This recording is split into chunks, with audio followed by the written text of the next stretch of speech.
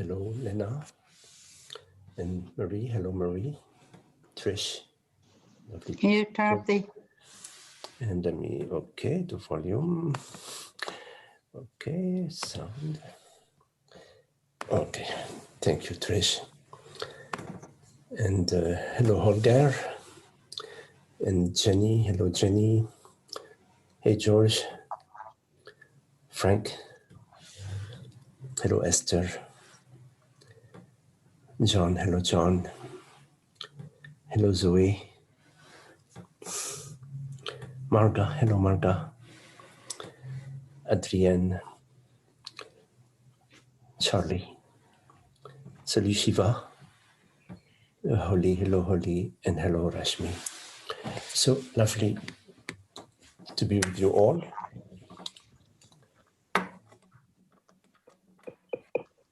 So if we could start by either closing our eyes or turning our gaze inward and welcome ourselves, welcome each other as the peace, the love, the beauty, the one reality, one consciousness, one presence. So welcome.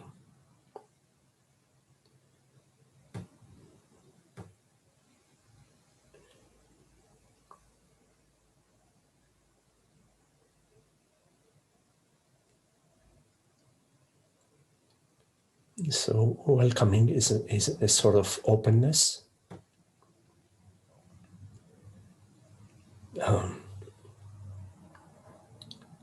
No gates, no doors, no barriers. Just a being,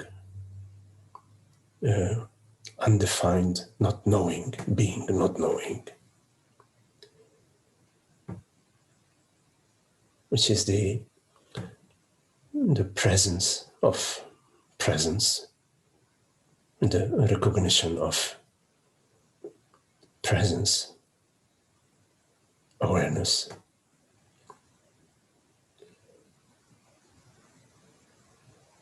As the reality of I, the reality of my experience.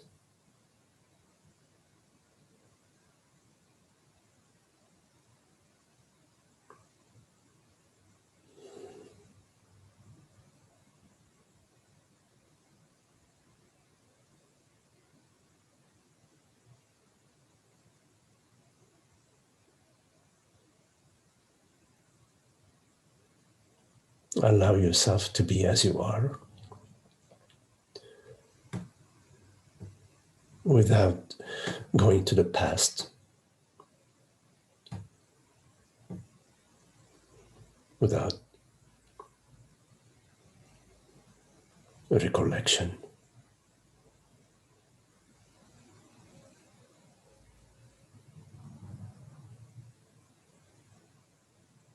No need to adjust anything.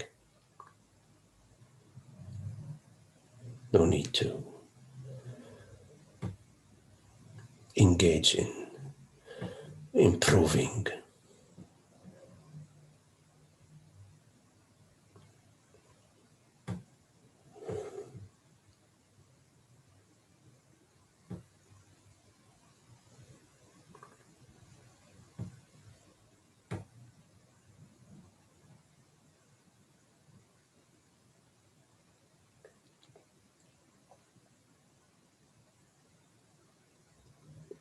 Awake, aware,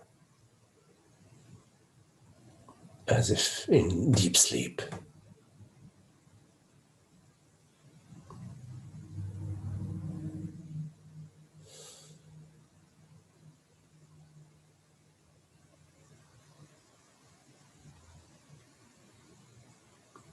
Awareness is effortless.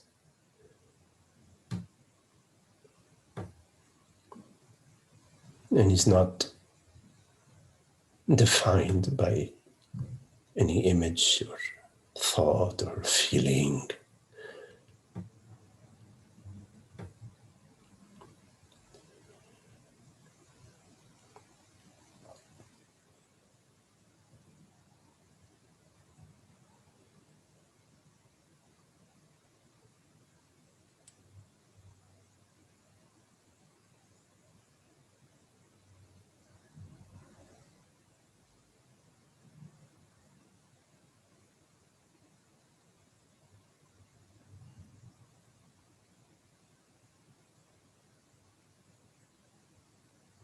The reality of your experience, of your perception, your sensations, the images that appear to you, the reality of your experience, whichever way it appears to you, is awareness.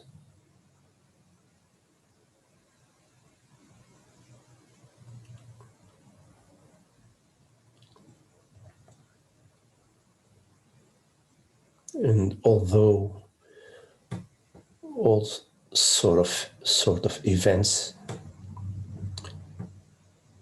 may occur at the body level, the level of the world, and at the level of the mind, there are no events that occur at the level of awareness.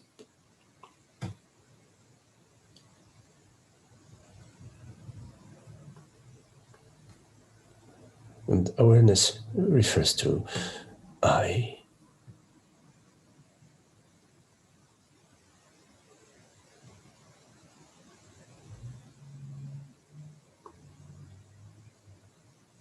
Not a body, mind, but I.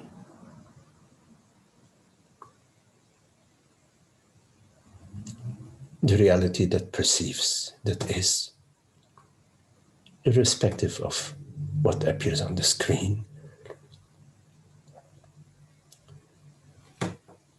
I is I am.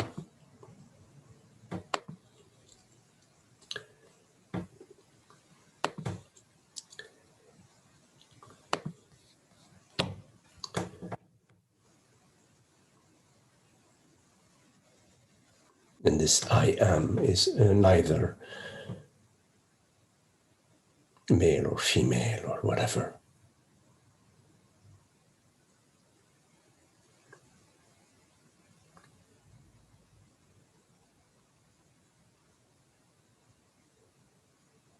When you as consciousness imagine yourself to be a body mind, you experience a sense of lack and desires, a variety of desires.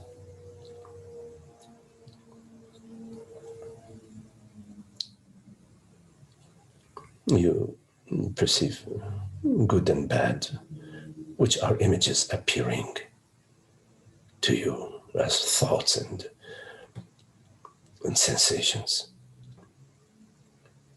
which you believe to be true and believe them to be your guide. And by following such guides, you are misguided.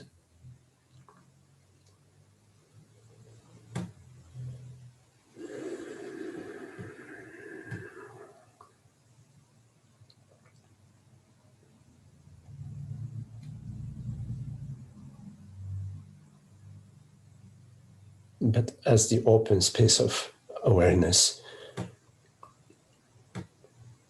there is no subject and object in presence as presence.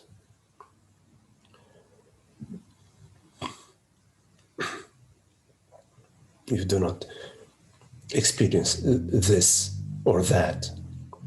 You do not experience the sense of lack and desire and the need to possess, the need to hold on. which is pure imagination, which is a pure fiction, because nothing can be augmented or removed from awareness, from consciousness, from reality.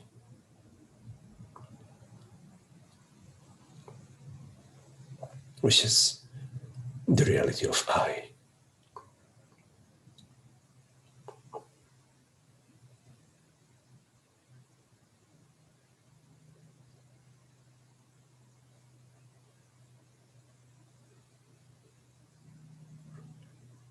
Because in fact, in reality, you are the totality, the wholeness. Whenever you identify yourself as a person, you move away from your reality, from your totality and your wholeness. And then you seek it.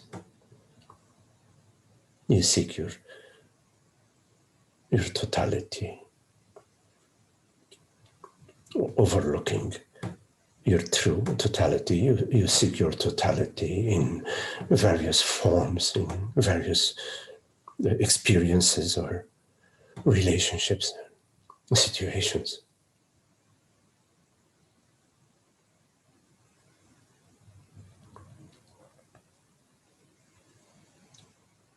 You attempt to go from the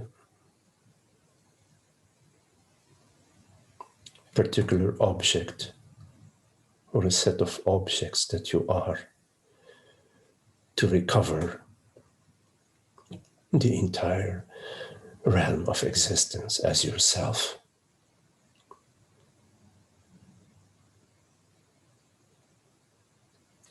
But as soon as you separate yourself as a person, as a particular body-mind, simultaneously you create the infinite objects and the infinite forms.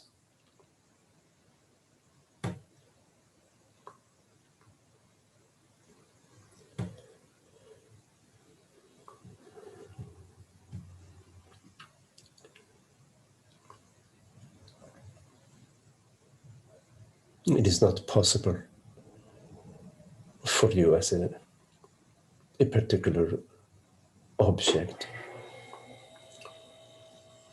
to recover the infinite forms.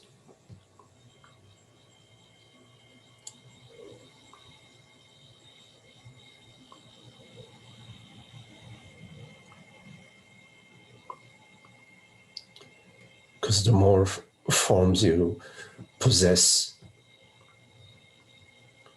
the more there is to possess.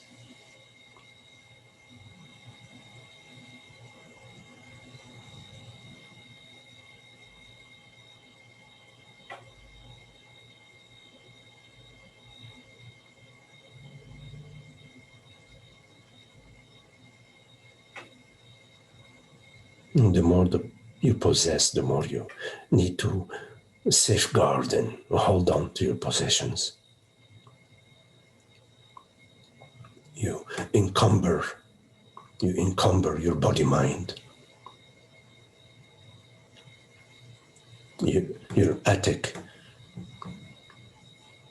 and your cellar become full of objects, full of packages.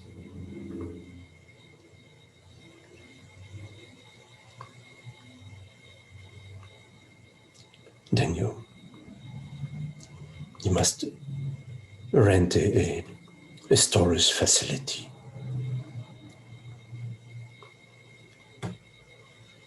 to store more and more.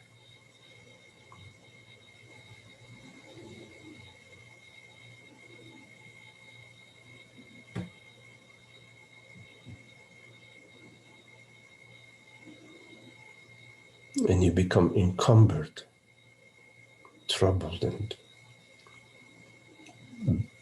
overburdened.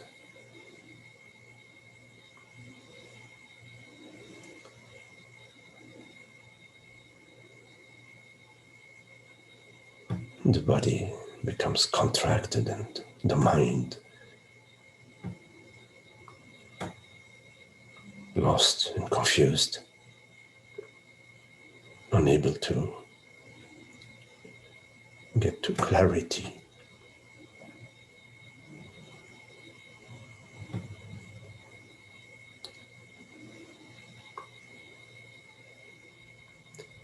All along, the transparency of being is 100% available to you. The reality that perceives in this moment, the reality of consciousness, the transparency, the absolute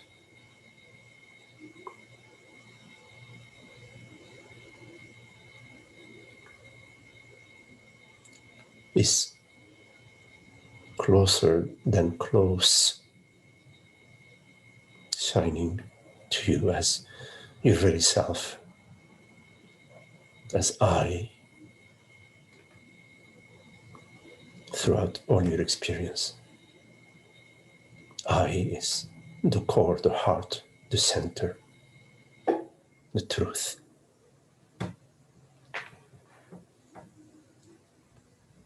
And this I is not personal. It's what I is. I across all eyes is one I.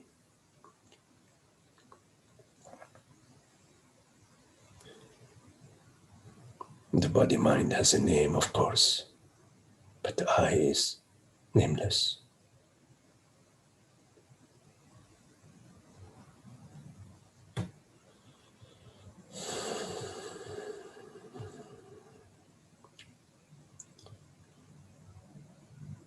To let go of your attachments in the world, body, mind.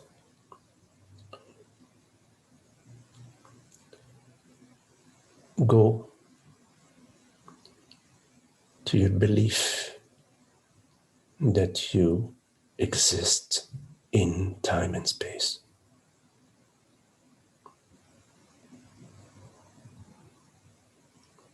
Go to your belief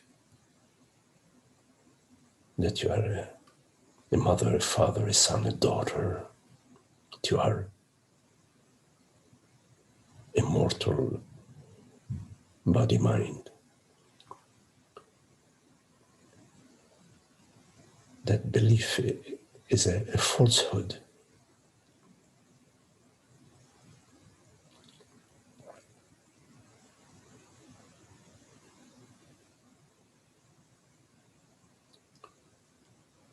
It's nothing that you need to fix, but to simply see the falsehood, perceive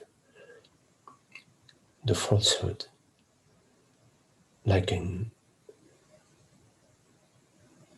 the desert heat, you perceive a mirage of an oasis or a city in the distance, the heat from the sand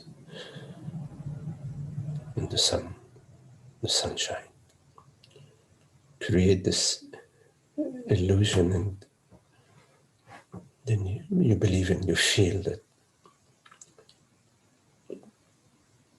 the reality of the oasis or the reality of the city, until you get clarity about the mirage.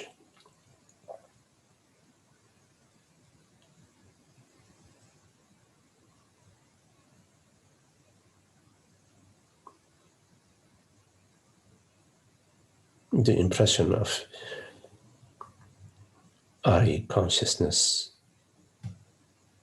am mortal and limited and dependent on the body-mind, is unhappy. So unhappiness is your indication of the path not to follow.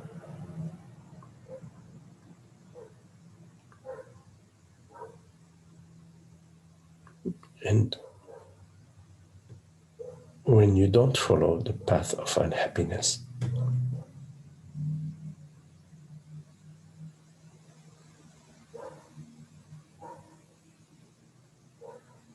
you are not running in the desert sand towards the oasis. You recognize the illusion and you return to your true nature, which is this transparent aware presence that has no personal agenda or personal sense of lack or personal matters to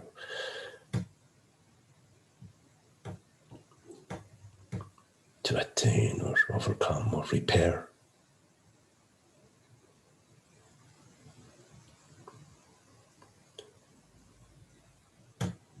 This aware presence is this transparency, the borderless reality.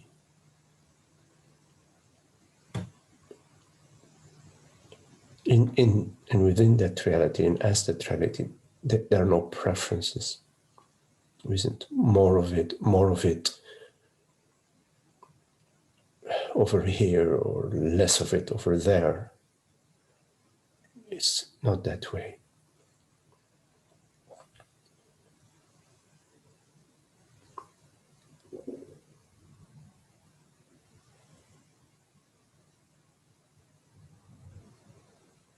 Be watchful whenever you refer to yourself, that you don't erroneously refer to the body-mind and the function of the body-mind.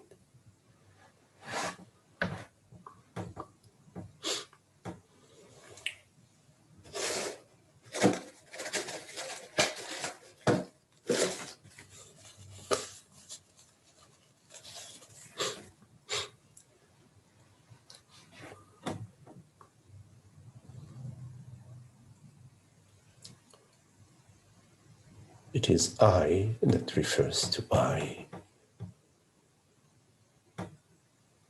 Awareness refers to itself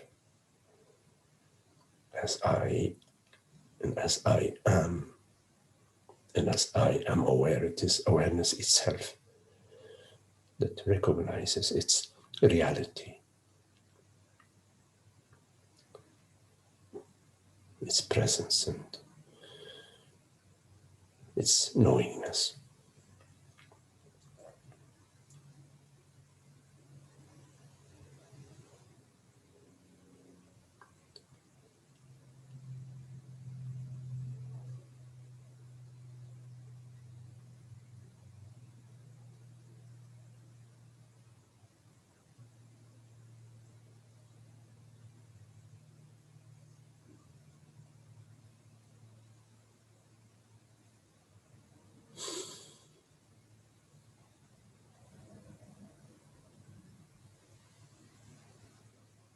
The body-mind is known,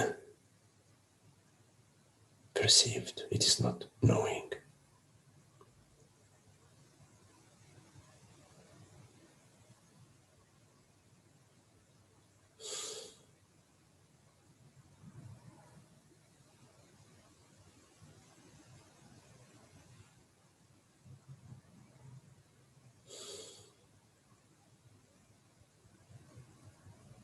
Only knowingness is knowing. Only I is knowing.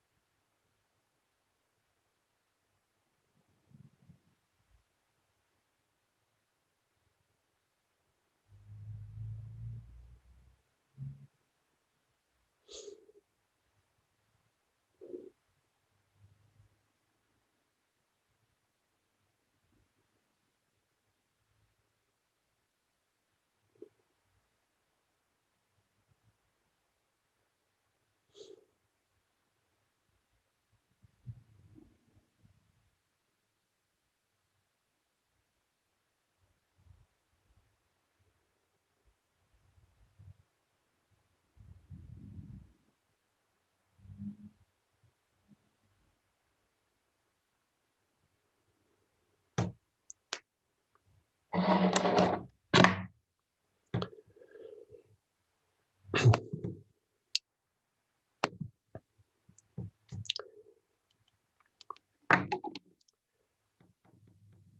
well, if there are any questions, please go ahead.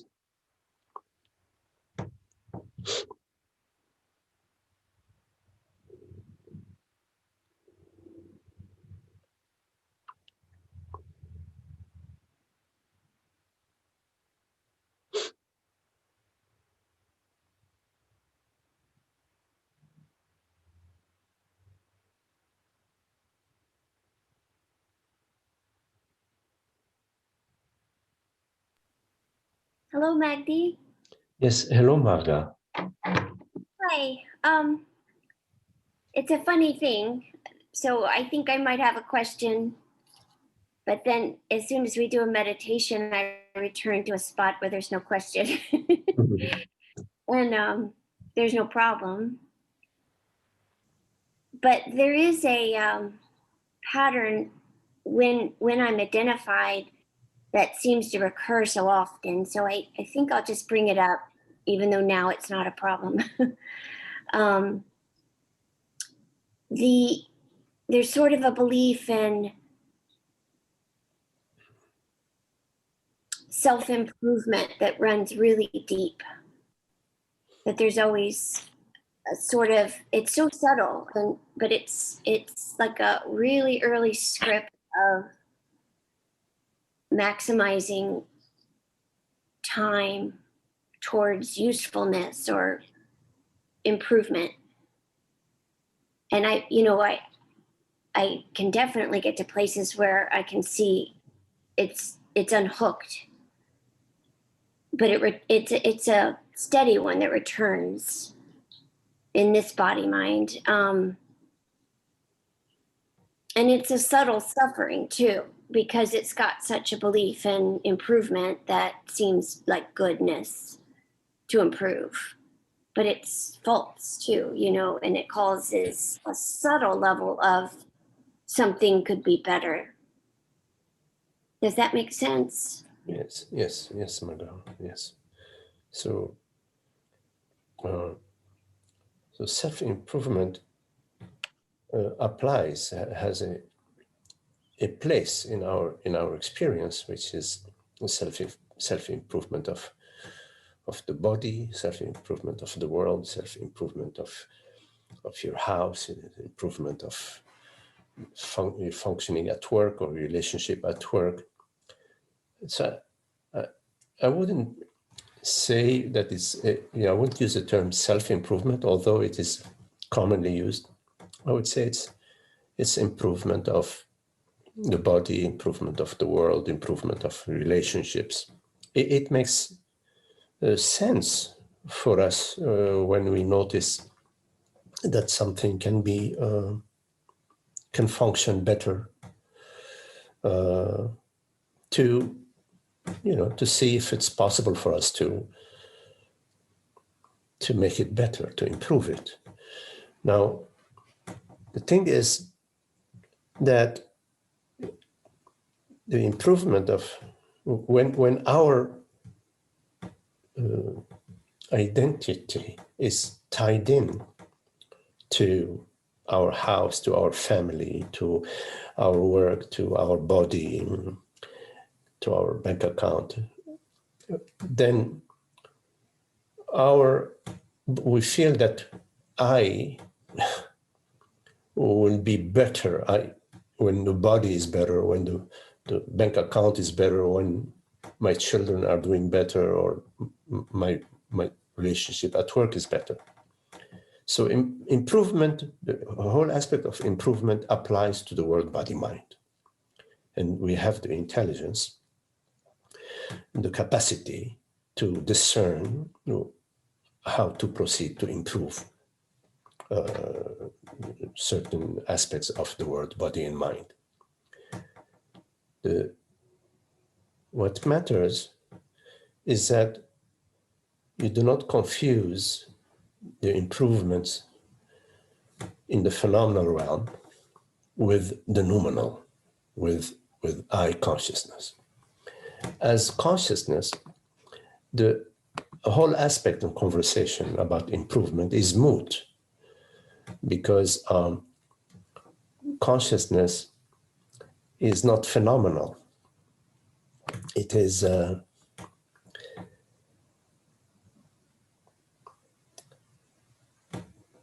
it doesn't fall into conversation about improvement.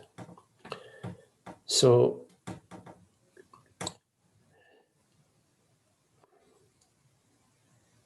when you are looking at self-improvement as improving yourself, there is a subtle judgment within. First, you've separated yourself from the awareness, from presence. You've made yourself as an object that has that has some deficiency. Of course, there are deficiencies in the world, body, mind.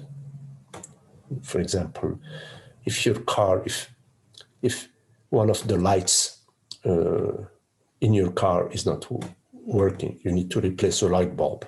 There is a deficiency to the car, because at night when you turn on the light, you don't see very clearly the road. So there are deficiencies that apply to the world, body, mind. But when you apply those deficiencies to yourself, you have applied these deficiencies to consciousness, to the reality of awareness, the reality of consciousness. So you have to look at how you define yourself. Whichever way you're defining yourself is false.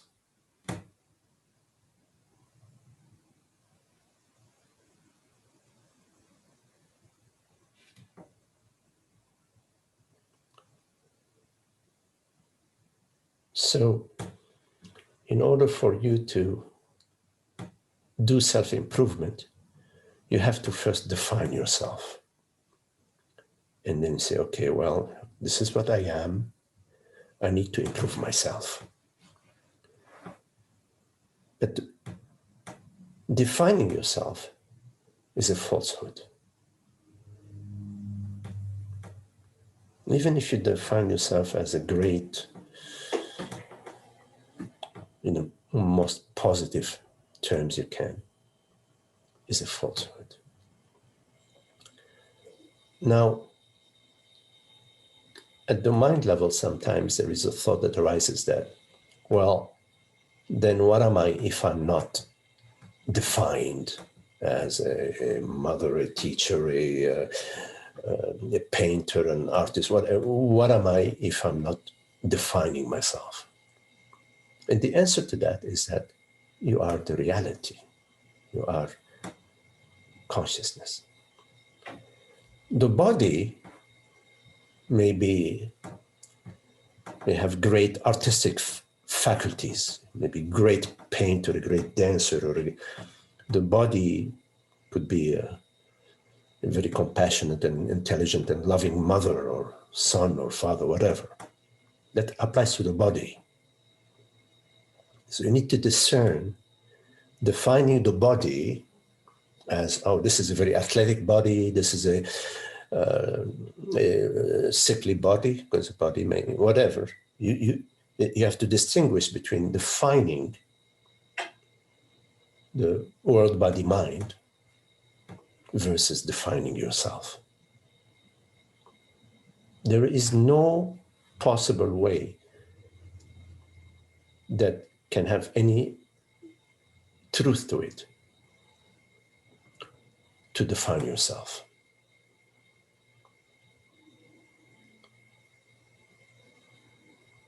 So, as long as you have identified yourself you may be vulnerable to the vasana of self-improvement. I need to improve myself. This could be something you picked up from a very young age, from being a young girl in your family, I don't know. And it will play itself out. You cannot fix this matter of self-improvement by arguing with it. You need to go to the understanding that the whole aspect of self-improvement, when it applies to you as consciousness, is only one you as awareness. It does not apply. You cannot improve the wide open sky. There is nothing lacking, nothing missing, and nothing too much to presence, to awareness. You follow? That sky metaphor really opened it up. Yes. Yeah. So Marga is the name of the body. It was a name given by your mother and father, or by, it's a name given to the body mind. And the body mind has certain characteristics. And you are the manager, the witness of the body mind, and you are the manager of the body mind. And the world appears to you, appears via the body mind. The world appears to you consciousness. And you navigating moment by moment the world body mind experience that is appearing to you as consciousness, and which actually is also, its reality is you consciousness. But that's a side note. You are not defined by the functioning of the world or the functioning of the body mind. Like the wide open sky is not defined by the functioning of the wind or the clouds or the shape of the whether it's rain or by the weather or snow. The wide open sky is transparent to the weather. Similarly, you as consciousness, as awareness, you are transparent to the world body mind, which may need improvement, which you may improve your body by better nutrition, better exercise, better, nicer company, etc. You can improve that which appears to you out of your own freedom or not, whichever way you choose. But it has nothing to do with improving the self. There's only one self, by the way, Marga. There aren't two selves. There's only one self, which we refer to as I. Yes? Yes. And the way it's seeming right now is that the improvement that comes in that spaciousness would be joyful versus constricted. Yeah, it's free. It's free, meaning it does not affect your freedom. You can engage in wanting to self-improve and all sorts of activity to improve your body, to improve your life. But you're not dependent on success or failure, because there could be failure at trying to get a promotion. You do your best to get the promotion. That's the promotion for the body. It's not for consciousness, for the body mind. You do your best for that, self-improvement of the income. And it may manifest It may not manifest. It has nothing to do with you as consciousness. You do your best, you examine the situation, you make your decision, you make your move. You never compromise your freedom, the freedom of consciousness, not the freedom of the body-mind. You never compromise the freedom of consciousness. But you do compromise the freedom of consciousness when your happiness depends on self-improvement, meaning on the improvement of the world, body, mind. So the joyfulness that you just mentioned goes hand in hand with the sense of play. We're not taking it seriously, meaning we're not taking seriously in that there's nothing that depends on it. Nothing that depends on it at the level of consciousness, at the level of reality, at the level of what I am.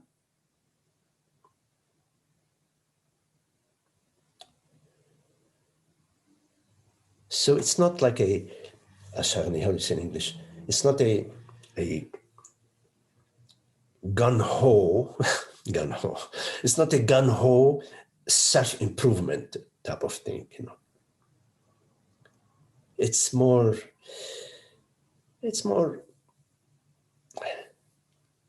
playful, interested, but yeah, we'll see how it goes, you know. Is nothing at stake, you see. See.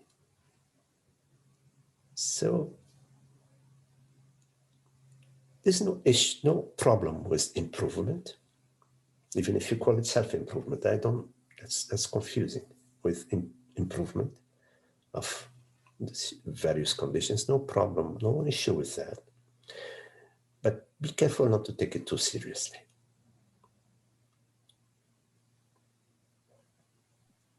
Thank you. Okay, Mark.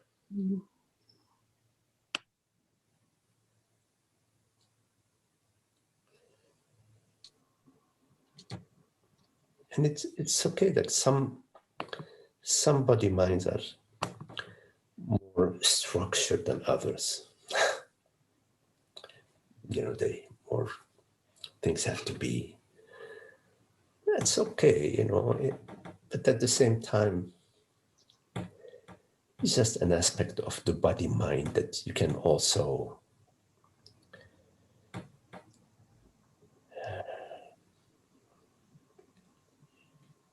you don't need to always respond in the same way. Sometimes it's interesting to say, nah, I'm going to try something else. I'm going to...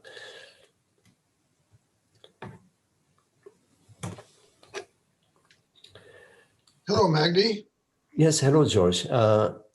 George, can you hold on? Because yes, sure. If you don't mind, a question from Umer and well, that'll take an hour or two, but okay, I'll hold on.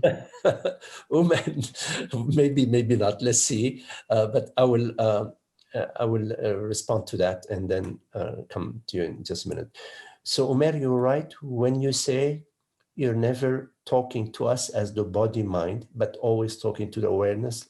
That is the reality in which our body-mind appears. Yes. Then who is it that is making all these decisions, taking all these actions and probing and doing this and that? Consciousness is. Awareness is, Omer. There is no other game in town. There is no other doer in time. All doing is via the body-mind. The doer is consciousness. The body-mind doesn't do anything. The computer, the instrument doesn't do anything. The arms, the chest, the brain, they don't do anything.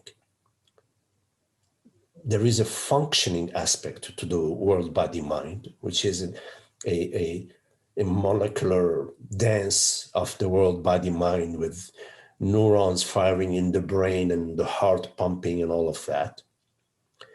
But the life force of the word body mind is consciousness.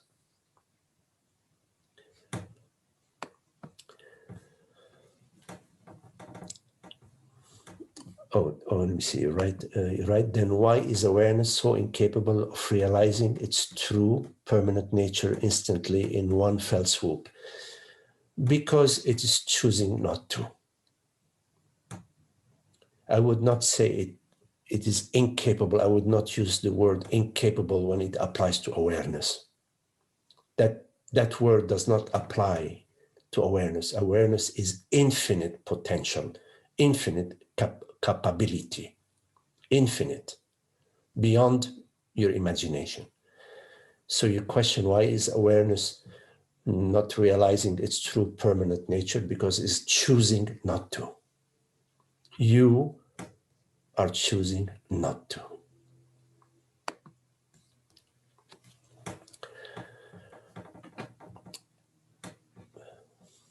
George, you had a question?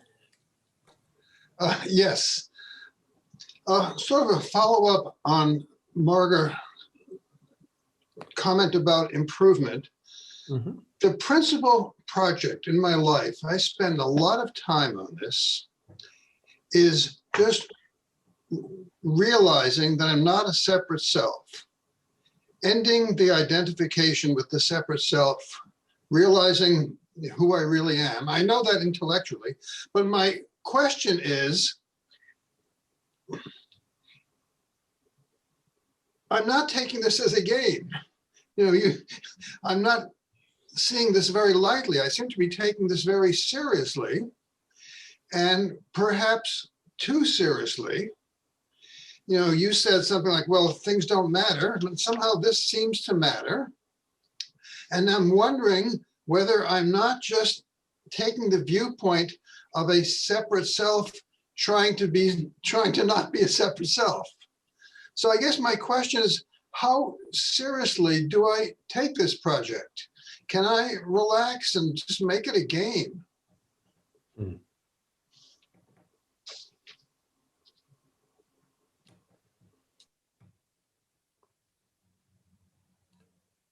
Well,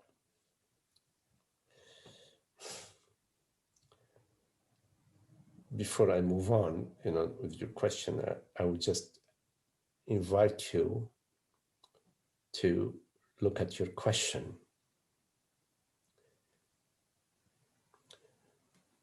And look at when you say I, what are you referring to in your question? I know that we've gone over this, but it's okay to go over it again. I feel it's significant. Yes, go over it as many times as we need to. When you say, should I take it, am I taking it more seriously? Should I take it less seriously? When you say I, again, you are referring to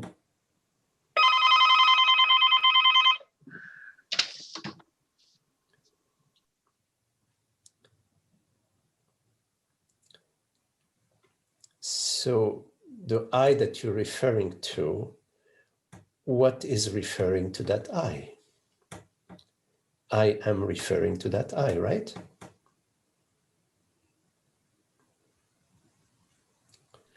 Yes, I see the problem. Yes, okay. That is inherent in the question. Right. Is sort of coming at from a point of view of the separate self. I see that. Yes. So right off the start, at the root base of your question, there is a flaw, a major flaw. There is two eyes. There's two selves. Now, having said that, like Francis often says, like follow your enthusiasm, follow what resonates for you, follow what speaks for you. If there is a question that arises for you, you say, oh, I'm taking it too seriously, I shouldn't look at this question. If the question arising to you, it's arising to you. It's arising. It's calling for your attention. If there is a certain feeling, a certain emotion that's arising to you, that's calling your attention to sort of look at what's going on here. You know, what is it that's what's the root cause of this emotion now? What am I assuming myself to be at this moment? What is it? Is this emotion? What is it made of? Is it just? Could it be just a sensation that it could sort of like be present to this sensation and see how it unfolds when I'm just approaching and being as presence with this appearance? Whatever is calling you is knocking on your door, and you hear the knock. You have at that moment the freedom to open the door or not to. Now, in my case, I mean, how to say in French, c'est j'étais mordu. I was bitten. I couldn't let go of the contemplation of unhappiness. Why is there an unhappiness? What is this unhappiness about? And somehow it was calling me to be sort of looking, inquiring, wondering, reading some words of the sages, whatever.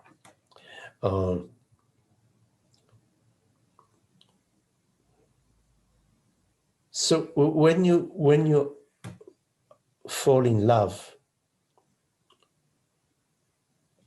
and you are just thinking and feeling and experiencing your love wherever you are,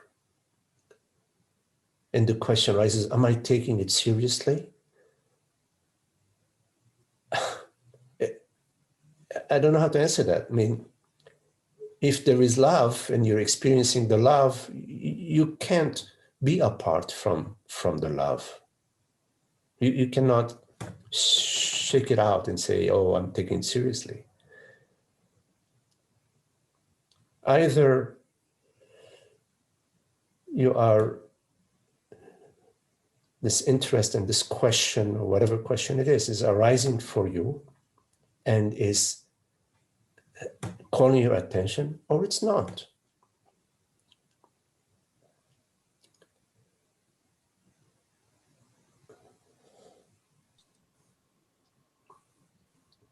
Well, it's calling my attention, and I guess my uncertainty arises, is the source of that calling. Is what? Is that calling coming from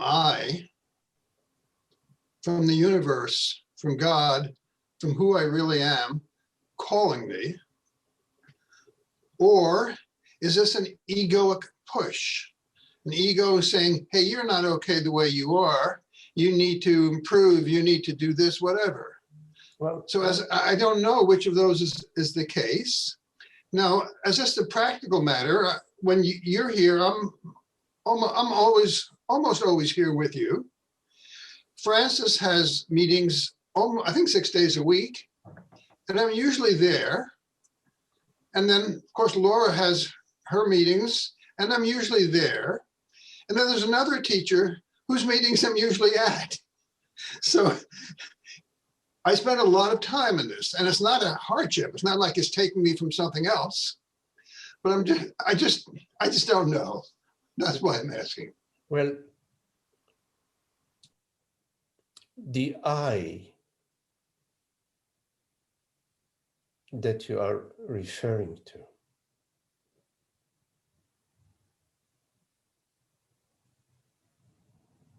in your statement now,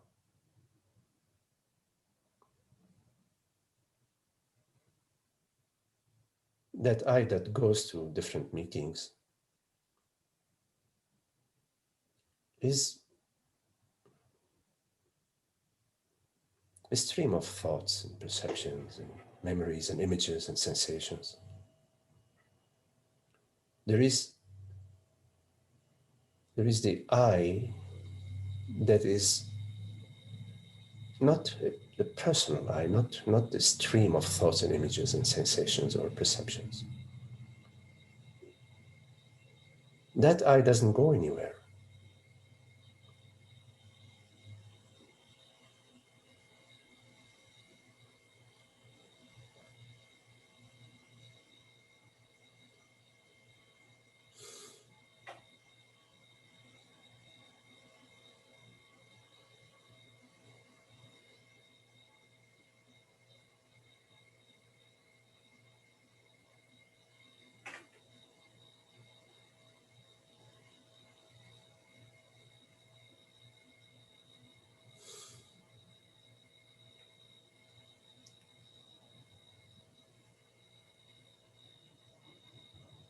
So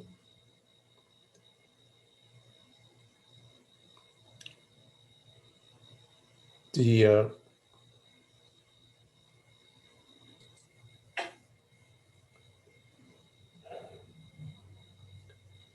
I that is working it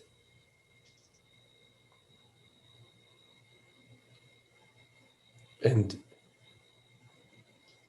the I that hears these words right now,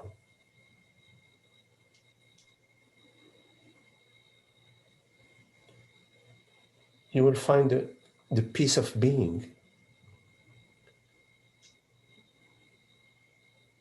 as the I that does not come and go. It's the I of your true I, your true.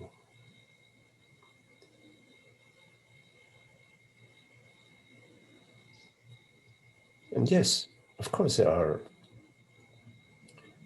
images, sensations, perceptions, all sorts of activities within the body, mind, the world, the neighborhood, the family, etc. Like right now in this moment, there is a movement of hearing, the breathing, the hum of the fan, whatever, maybe sound of traffic. There is that,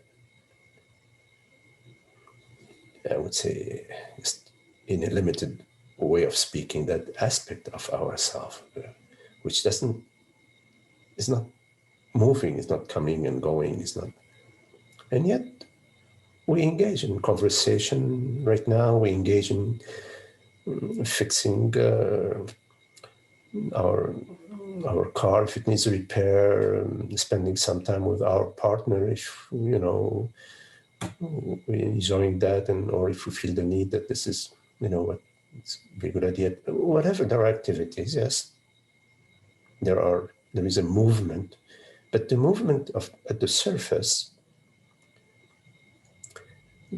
it doesn't move the core, doesn't move the heart. Now, I also like to listen to Francis and see Francis. It's happy because it's a meeting of about truth, about friendship, and the sweetness, the sweet. Yes, of course. So, but the I that meets Francis and spends time with Francis is the same I that is right now this I, this I, and this I is not looking for something. Which does not mean it doesn't enjoy all sorts of experiences and some that it does not enjoy. So I'm talking about the clarity about I. And this clarity about I is available to you as this transparent presence right now. That is nameless and ageless and genderless, but undeniable.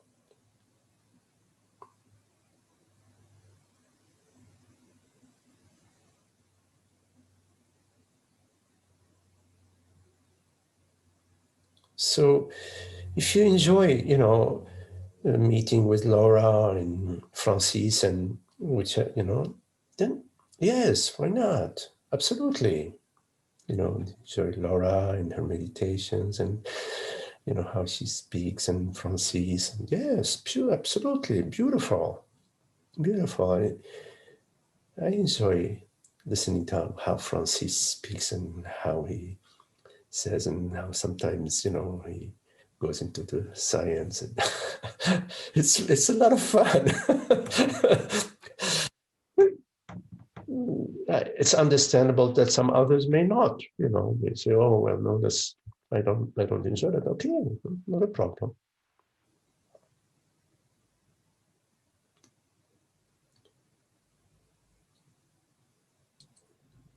Okay, I think you've more or less answered my question in the sense that,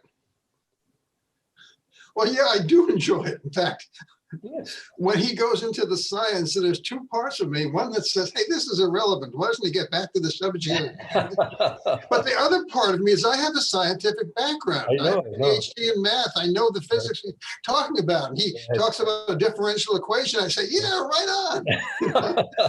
So it's just interesting that there's this conflict going on. Some other people would be going, oh my God, what is he talking about? Exactly. Yeah, what is he talking about? Yeah. You're talking about probability theory. That was my specialty. I mean, anyway. So right now, you and I are digressing. Yeah. So I think you've answered my question in the sense of, I mean, what I really wanted to ask you is something practical. Hey, do I continue doing this, or do I say screw it, I quit? And the answer is, I can't say screw it, I quit. Yes.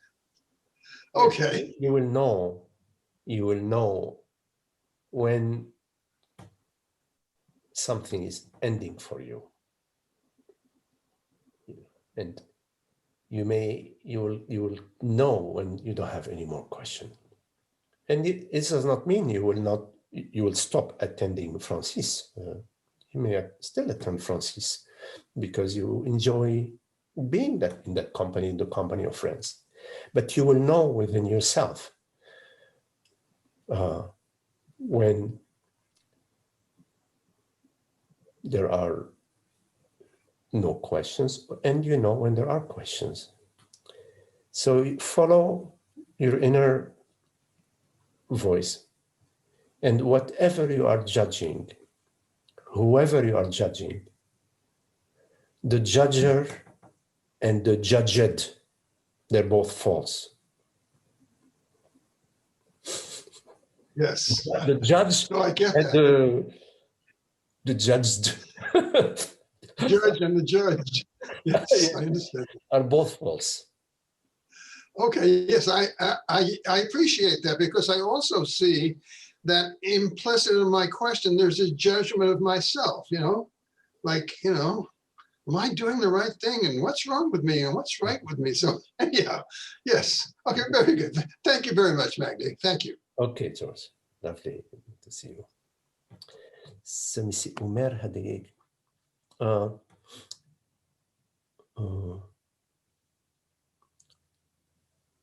let me see. Umer, you write Magdi, don't you mean just follow the Tao? Yes. The Tao, the love,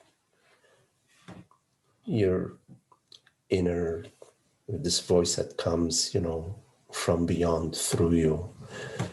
Yes. We could say follow the Tao. Yes, follow the Tao. Any questions?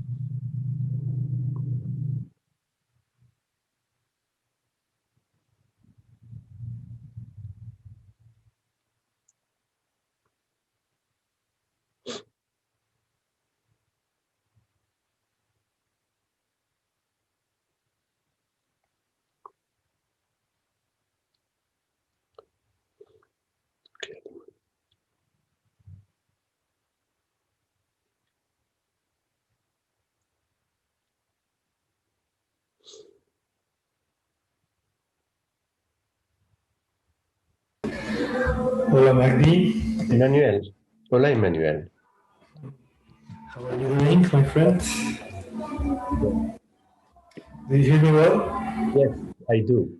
Okay, there is some background noise and music back because there are some neighbors having a party.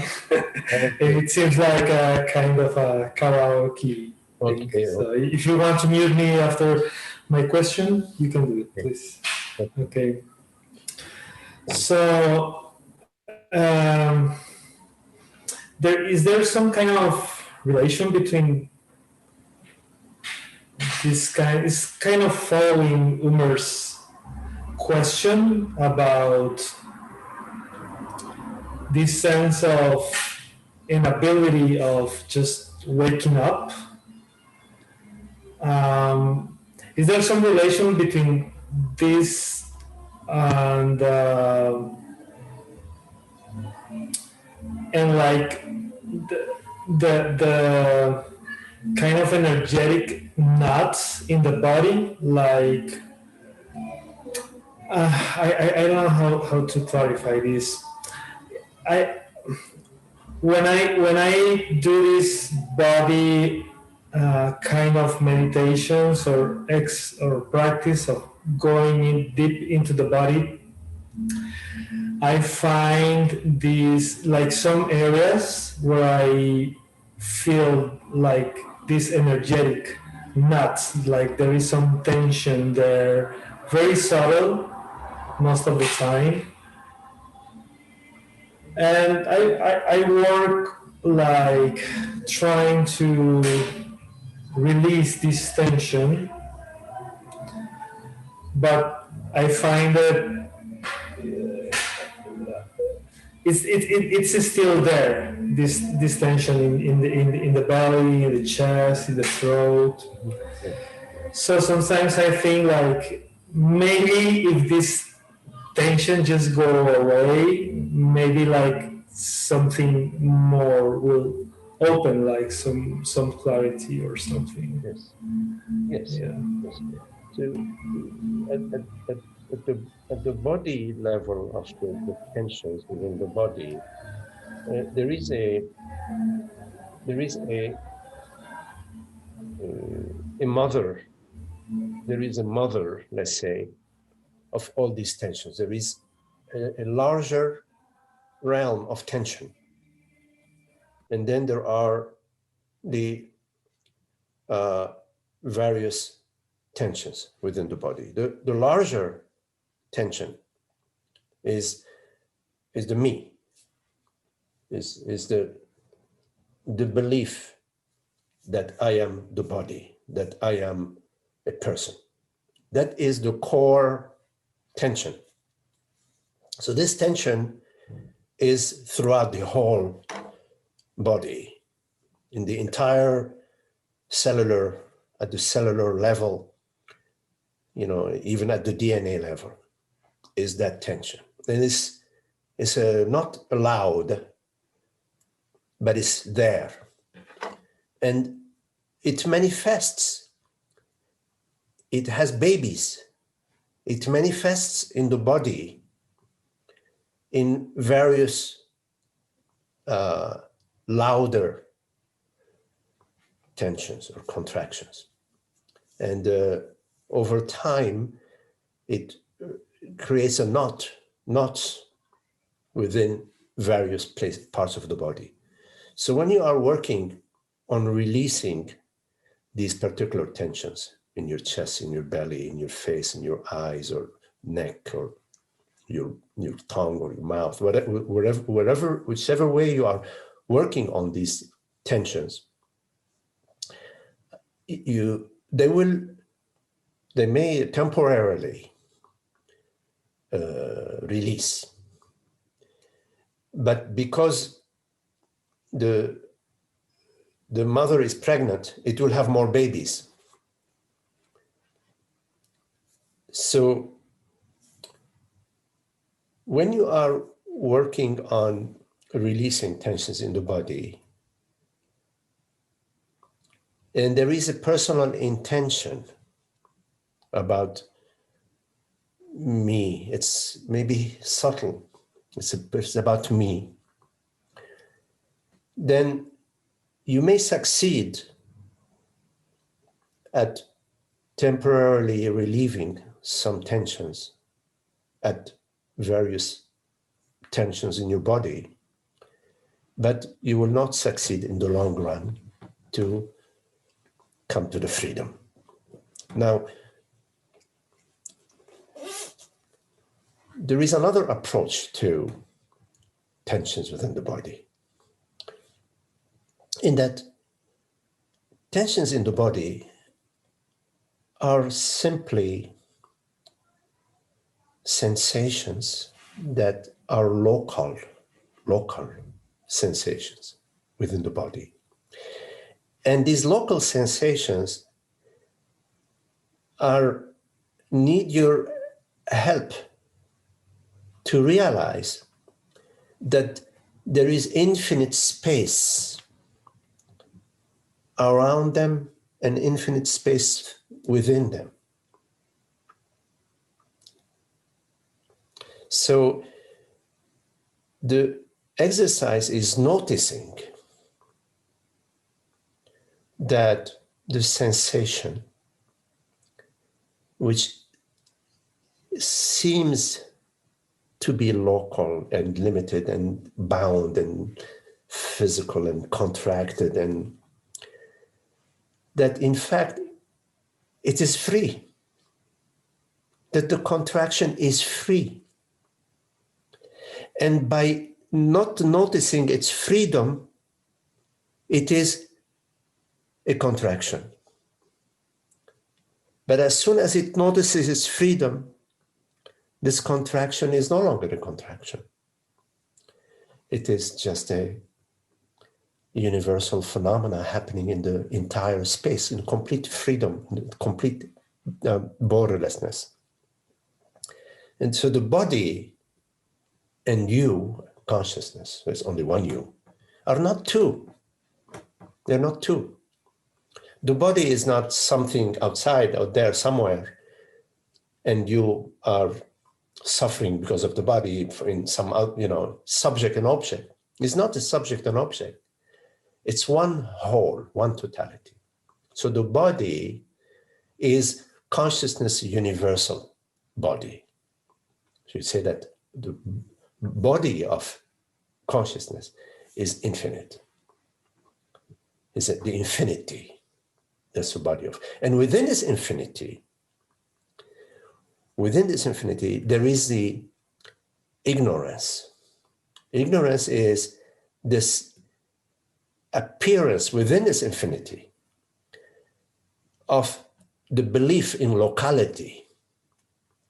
The belief in localities is the locality of me, the locality of consciousness. So within this infinity, there is the belief in the locality of this infinity. And of course, the infinity is not local, but the belief is just an appearance within this infinity that this infinity is local.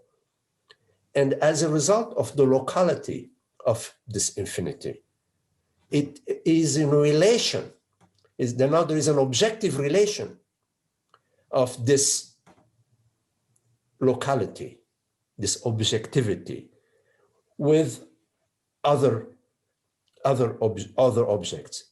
Why does it need other objects? It needs to interact with other objects because the more it interacts, the more it experiences its non-locality. If you're sitting yourself alone in a room and you're not interacting with anybody, you experience yourself more in isolation than when you're interacting. So this locality wants to interact. But within consciousness, there are no objects. But because it has conceived itself to be an object, it is going to conceive of other objects. And one way in which it conceives of other objects is the object which we refer to as a contraction within the body, so-called contraction within the body. So it creates a knot, says, I found something. There's a problem in the chest. There is a problem in the belly. I'm feeling something in my neck. It's all the creations of ignorance. It needs to interact with something. It's looking for something to interact with. The body's right there. Hey, bingo. Let's create a body, a bodily sensations and contractions within the body. And now I have something to interact with. And if the interaction is a loving interaction, when the interaction is a loving interaction, then we are one. In love, we are one. So when ignorance experiences or relates with a contraction in a loving way, the contraction disappears. And if the contraction disappears, ignorance disappears. So ignorance is not interested in the ending of the contraction. It wants to poke at the contraction, but it doesn't want it to end. It wants to keep it. Because if it disappears, it becomes lonely. So it is interacting with the contraction to so-called get rid of it, but in fact, it doesn't want to get rid of it. Because if it gets rid of it, it's empty-handed. Okay, so I'm asking this because the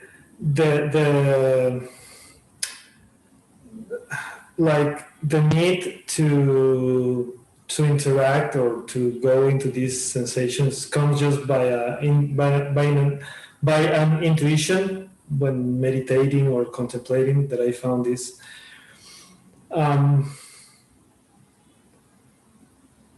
So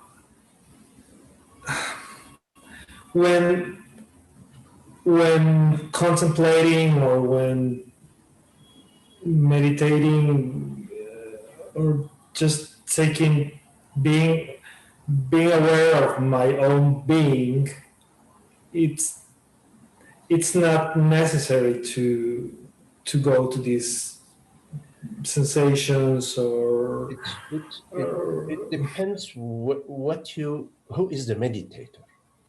When Emmanuel is the meditator, or when Emmanuel is doing anything at the body-mind level or at the meditation level, from the onset, there is a falsehood. From the onset, at the root of your thinking and your action, there is a falsehood. So the question is, who is meditating? Who is the meditator? First of all, before we get into what is meditation, who is meditating? Mm-hmm. Mm-hmm. Well, yes, of course, it starts from the sense of me as a locality, and okay. I don't know if the motivation has some place in this. It's not about improving myself or getting but to know who I really am, or that's a disguise. It's a disguise. If it is Emmanuel who is interested in self improvement, but not for myself. It's a trick. How could Emmanuel be interested in meditation but not interested in meditation for himself? Mm. You follow? It's a contradiction. Okay. Okay, but when the desire to contemplate in my real nature, yes, or kind of discover or to see or experience directly my true self, my own being, where does it come from? You have to look for yourself. If it's coming from love, then the whole process is a process of love. I'm not saying it may not require some activity of the body Yeah, and the mind too. the mind. But if it's coming from love, the whole activity will be love. Well, yeah, I think I can say it comes from love Yes. and an honest interest in truth. Yes, yes. So the interest in truth which comes from love, then that interest belongs to love because it's coming Okay. from love. It belongs to love, and it's not for my personal self. So the interest in truth, which comes from love, will has its own wisdom. Yes. It leads you to whatever meditations you do, whatever contemplations you do of sensations within the body, or contemplations about the reality of consciousness, the reality of awareness. It will lead you in, but it will lead you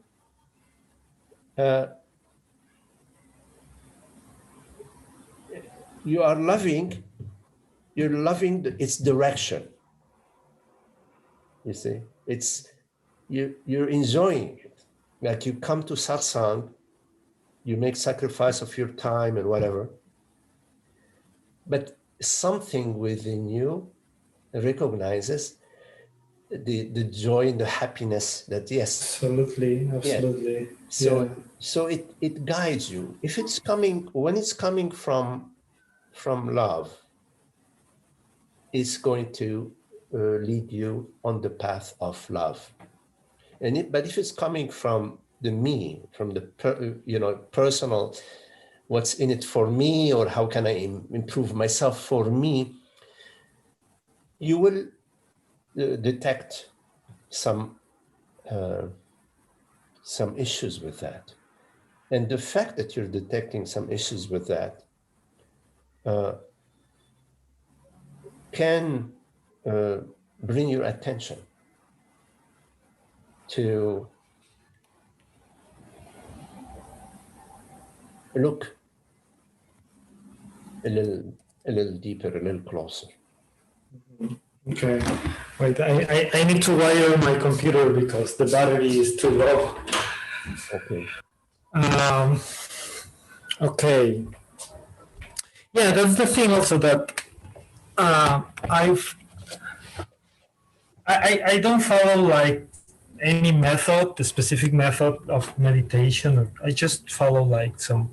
It moves freely. I just allow this motivation and this interest to guide the thing, and it guides me like constantly to the body, to the sensations in the body.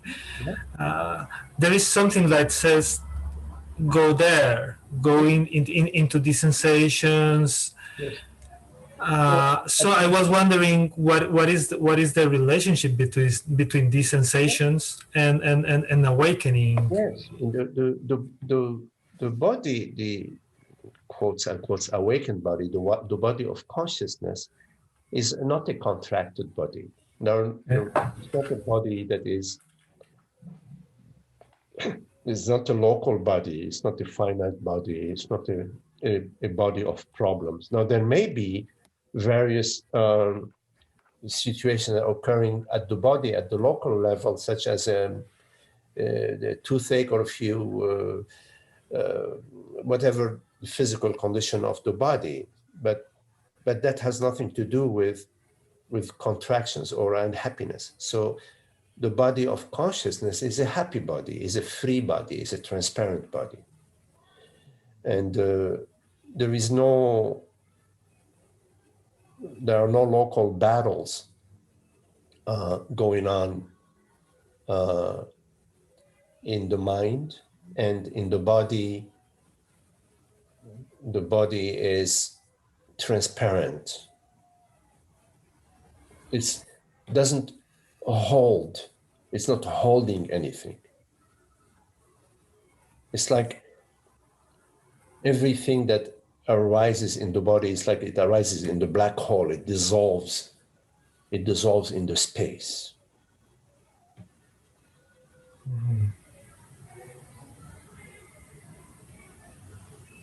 But it's connected, you see. The belief that I am the body is what makes the body become a storage space of old wounds and current drama, etc. It's that belief that I, consciousness, am the body, that turns the body into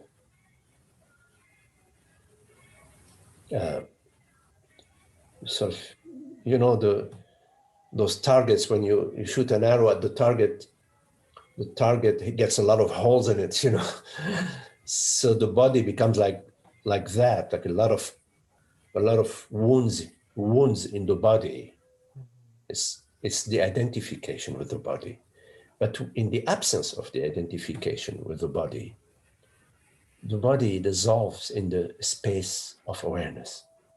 So the body and awareness, they're no longer two.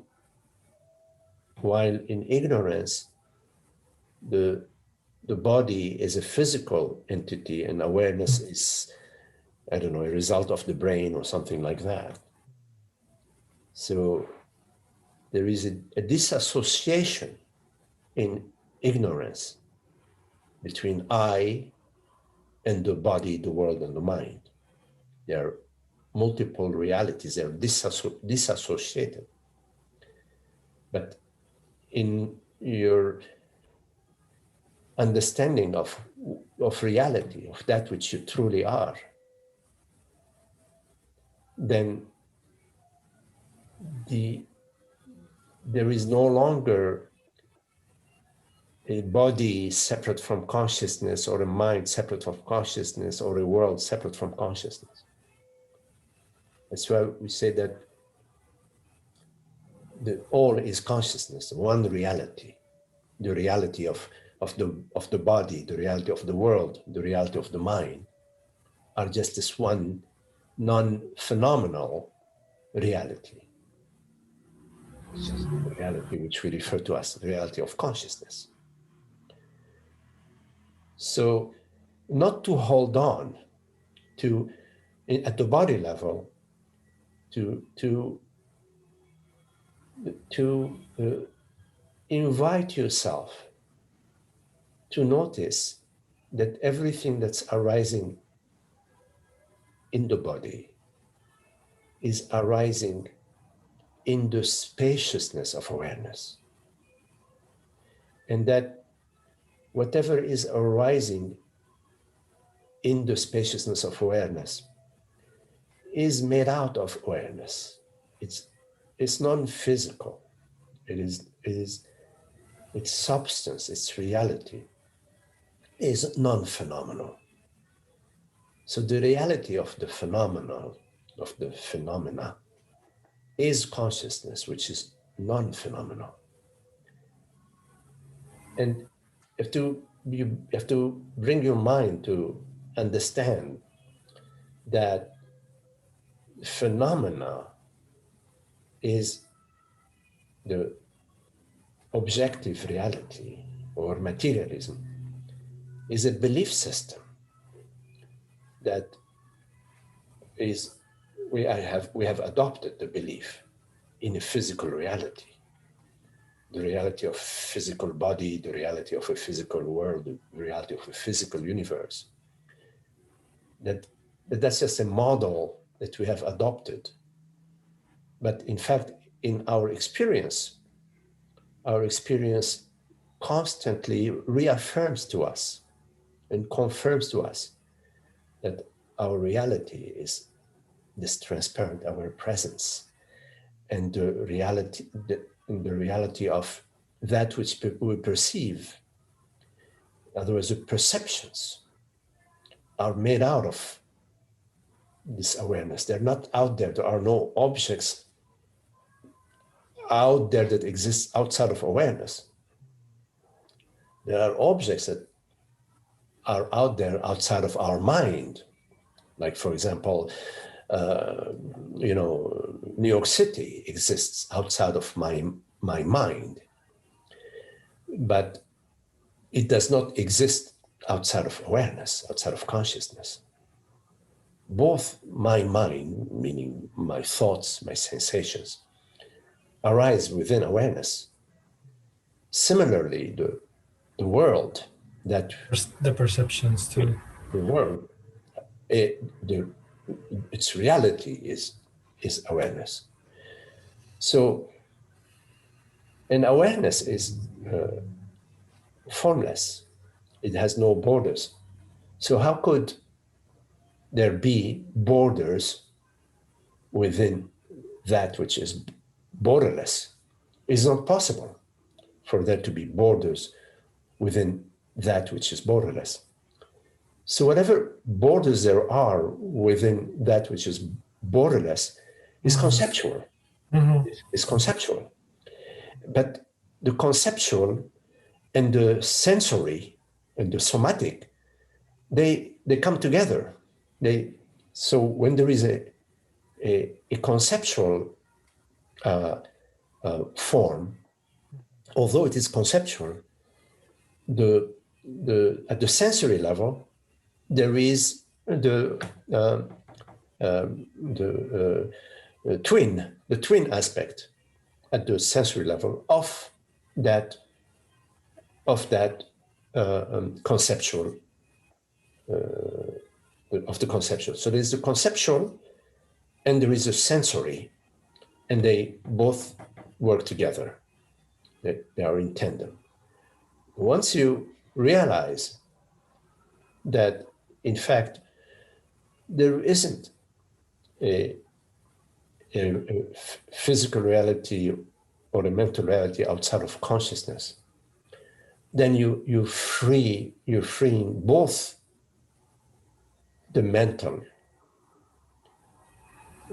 from the belief in a physical reality, and you are freeing the sensory, the body, from the belief in a physical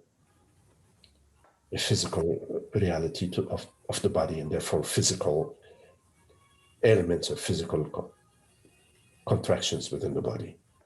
So these contractions or sensations are not necessarily a limitation to notice or to taste my own presence, my own. It depends if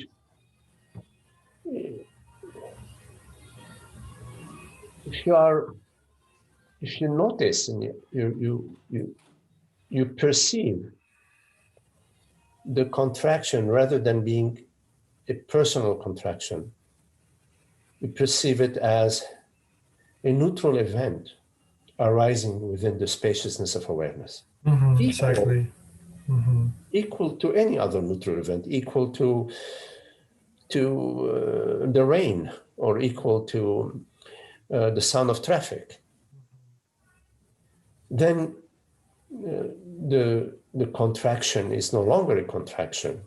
It is a cosmic event arising out of consciousness, within consciousness, and ultimately to consciousness. Yeah, that's the thing, that maybe you tend to personalize these sensations and these thoughts. That's it. You got it. As soon as you personalize, you rigidify both consciousness now and so there's a subject and object. Yes. The personification of experience is an add-on, habitual add-on, but it is an add-on. It is not the reality of our experience. The reality of our experience is we don't know it. It's just, it's not there. You cannot know it. You are it. It's unfolding. It's whatever it is. The personification is an add-on. Is somehow, as consciousness, we choose to personify, whatever that means. I actually sometimes I don't even know what it means, but to sort of imagine that whatever is appearing is appearing to a personal consciousness. We confuse mind with consciousness. Yes, there is a personal mind. I don't know what's the color of your table right now or your couch. You don't know the color of my couch. Yes, there is a local mind. But the fact of a local mind does not mean that that which perceives is local. Mm-hmm. Yeah, there is this subtle thought that says like, oh yeah, these sensations are appearing to me, but me understood as a person, Emmanuel. Emmanuel, and these thoughts are appearing. They are bothering me. I have to do something with this, and I have to let this go, and blah blah blah. Yeah. Actually, if you look, they're appearing to awareness, to I, not to me. They appear to I awareness. Whatever appears to I awareness. We never say, oh, I am opening the door. We don't say, oh, Magdi is opening the door. Magdi is walking.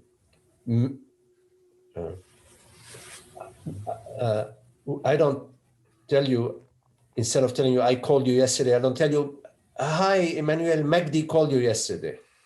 No, I say, hello, Emmanuel, I called you yesterday.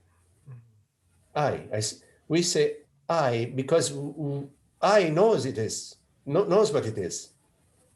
I knows what it is. Mm-hmm. It is I. It is the reality.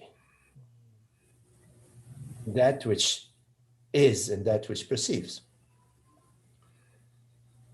So the body-mind instrument is not I. The body-mind instrument is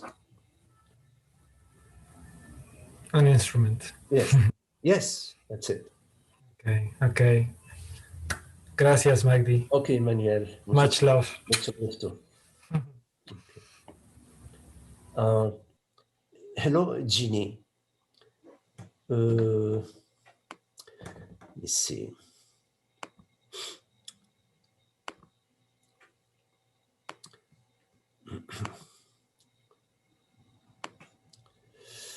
Okay. So, Jeannie, you're right. Hi, Magdi. Can you explain what you mean by transparent presence?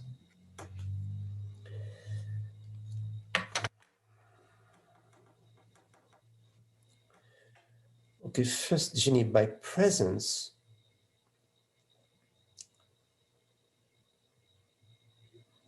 I refer to I. I am. When you ask yourself, am I? You will answer, yes, I am. So presence is the isness, is I presence. I refers to presence, the amness.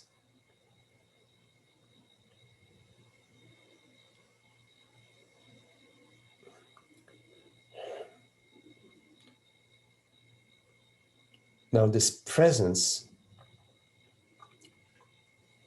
is not the body, is not the body named Genie. Presence is that which is, and also that which is aware. So I refers to presence awareness. And presence awareness is that which is always constant in your experience. Whether you are experiencing a thought, it is I that perceives the thought.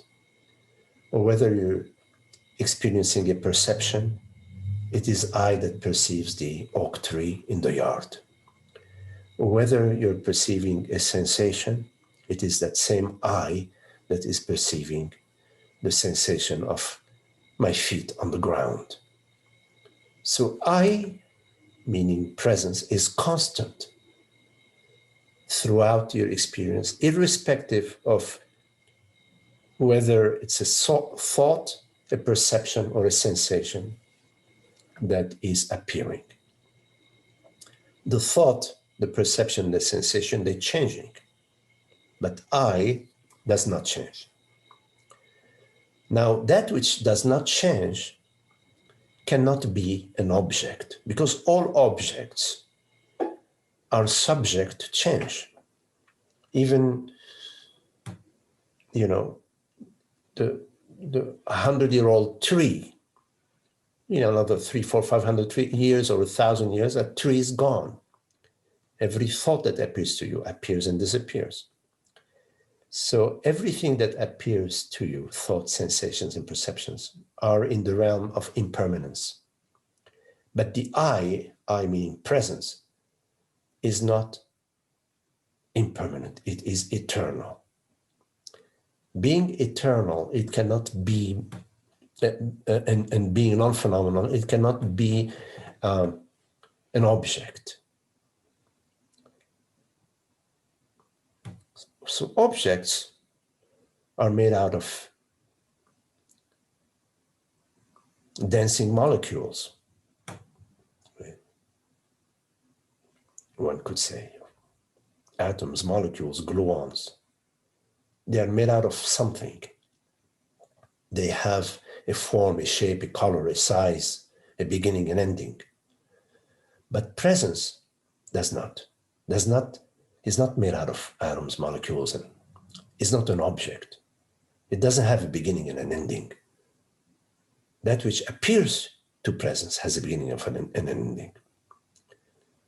So given that presence is non-phenomenal, one aspect of non-phenomenality is transparency.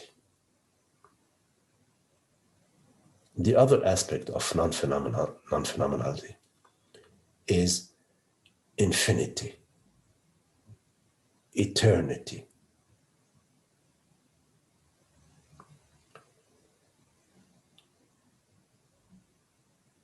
So when I use the term transparent presence, I'm talking about the noumenal, the reality of your experience, that which hears these words right now, is not the body called Jini. It is this aware presence which hears these words. When you turn your attention towards the body, you perceive flesh and bones, you perceive images, you perceive sensations. But when you turn your attention towards the reality that hears these words, you will come upon the transparency of being. You will come upon awareness, upon consciousness, which is neither material nor immaterial.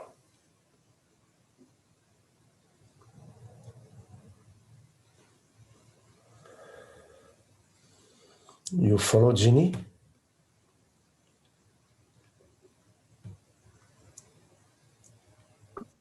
Hey, Magdi, can I ask my question? Oh.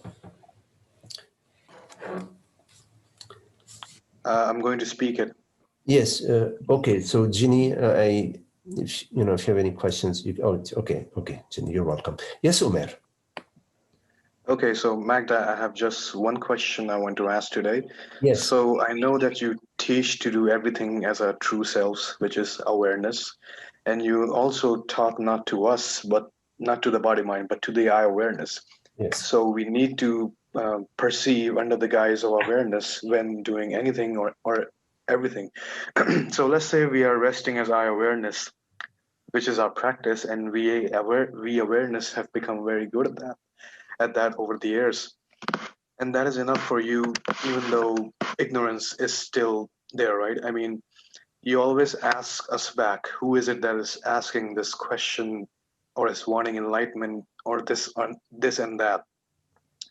But let's say that the body mind dies prematurely, very young, or just not with complete understanding, which is sahaja, of course. So then what happens to that I awareness that wasn't able to realize its true nature?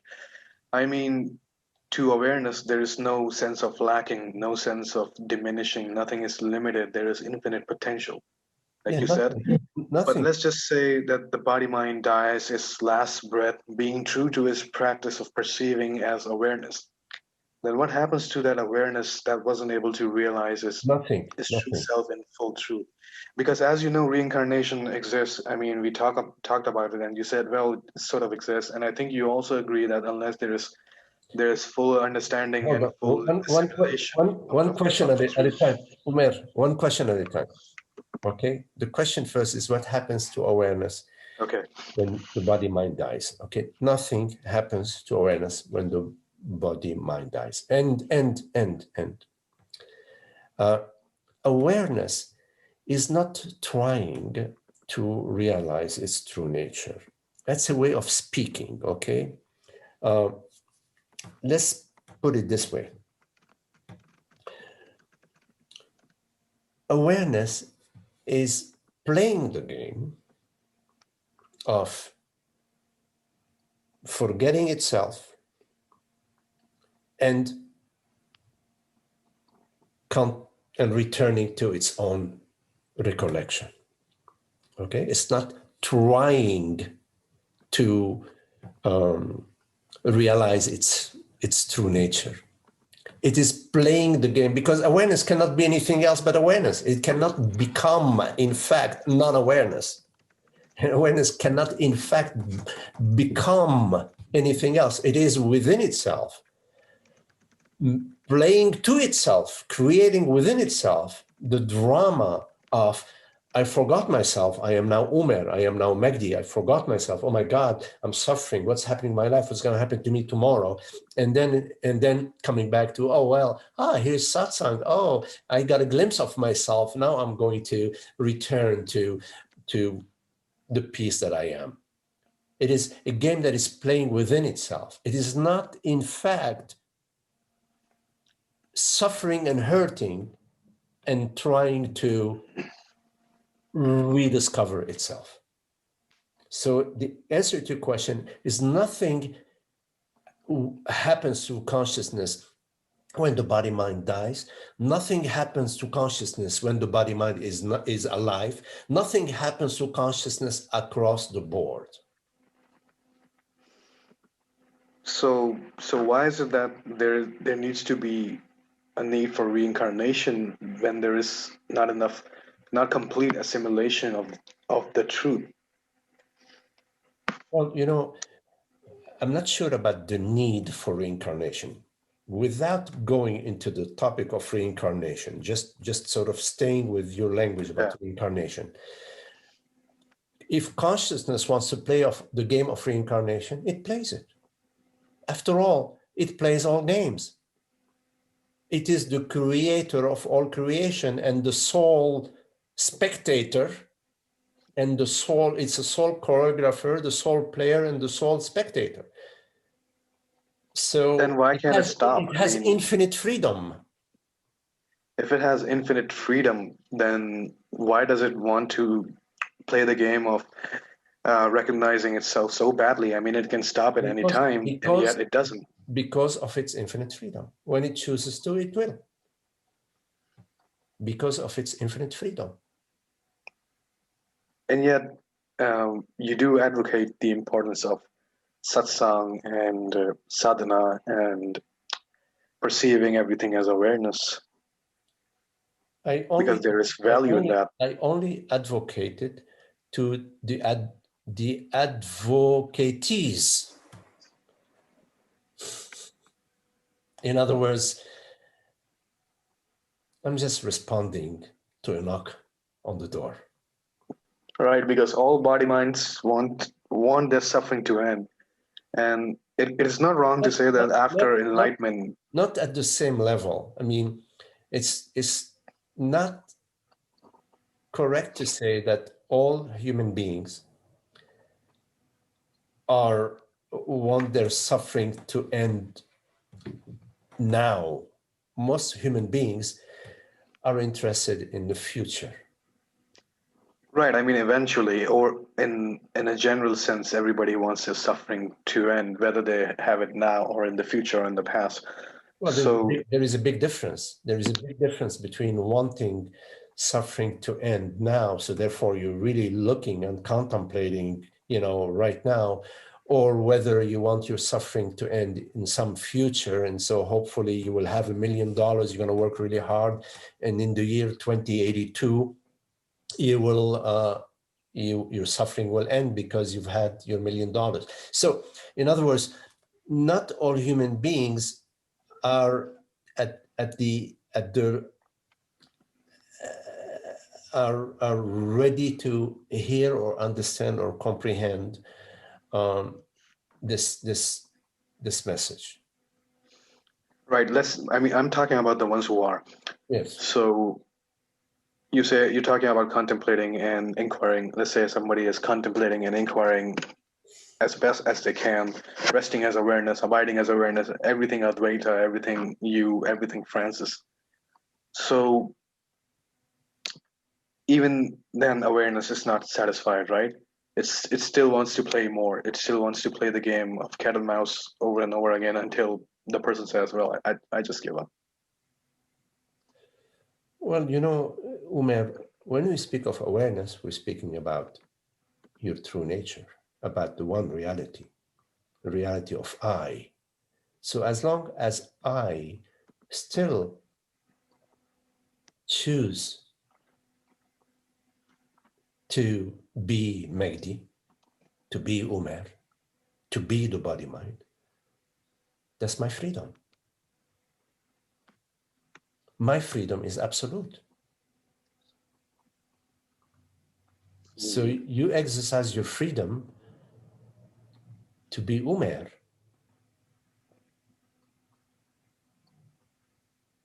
You awareness. You awareness, your consciousness. Exercise your freedom to be Umer and to think about Umer's future and Umer's past and Umer's meditations and Umer whatever. So Umar awareness is trying to talk to Mahdi awareness to convince Umar awareness that Umar awareness wants to realize its true nature, but Umar awareness is not letting it. There is no Umer's awareness. I said, I mean, you I awareness. as awareness. Yeah, there is no such thing as Umer's awareness or Mahdi's awareness. It's just awareness. Umar with a hyphen, yes.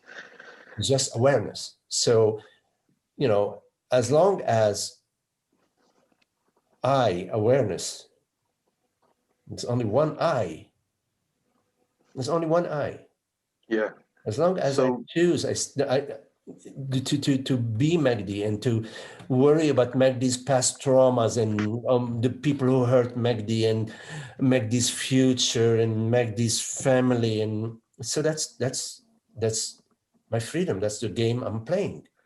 Right. I mean, the body mind is to blame, or I mean, you're saying that awareness is playing the game. Others say that the body mind itself is the source of suffering. Well, I mean, so which is which? I cannot speak other people's teaching. I'm only speaking my own. If other people say the body mind is what chooses,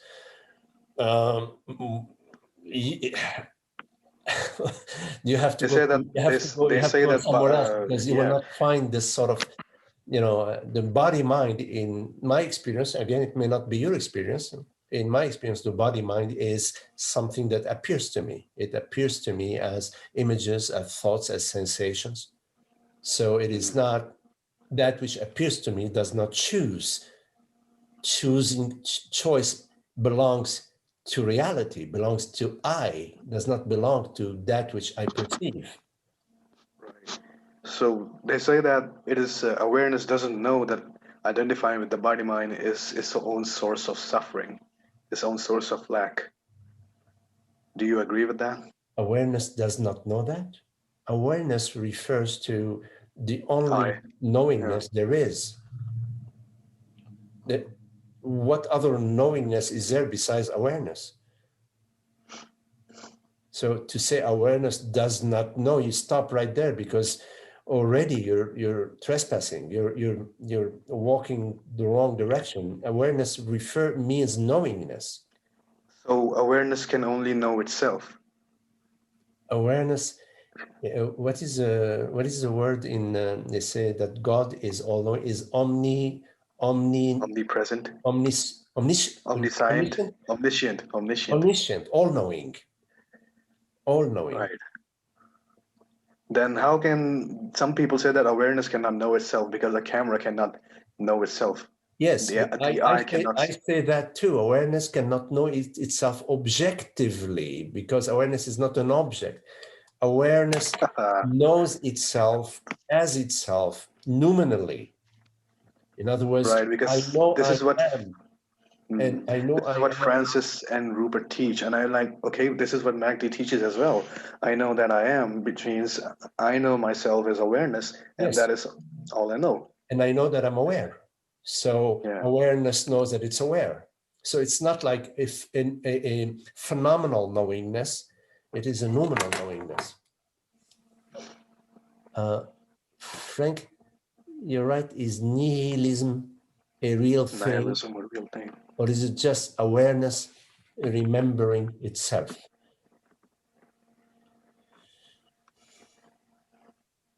Frank, what do you mean by nihilism? Well, I heard, I think it's pronounced nihilism. It could be nihilism. I'm not sorry, it could be my yeah. Either way, Nihilism. it doesn't matter. Nihilism. Yeah.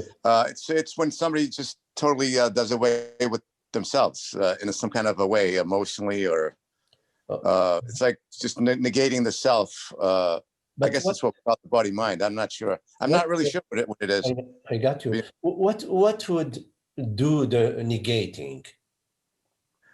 What would it do? Like just negating? No. I'm sorry. I said what would do the negating?